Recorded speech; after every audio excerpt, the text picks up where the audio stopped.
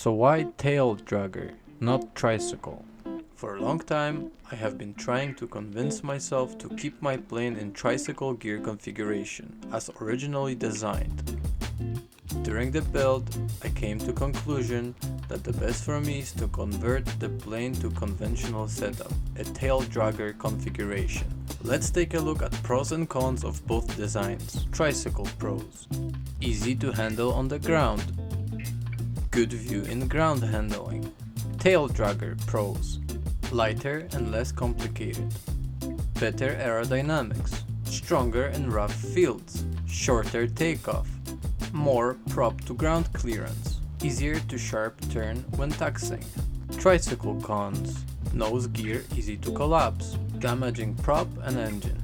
TAILDRAGGER cons: difficult ground handling, ground loops, requires more skill from the pilot. So my deciding factor was an issue with the generator mounted in the middle of the firewall. This automatically makes the mounting of the front strut more difficult. I chose a TAILDRAGGER to prevent this from happening. Besides, lighter and more aerodynamic structure sounds more attractive to me. I better start practicing my rudder skills to be in full control of my TAILDRAGGER.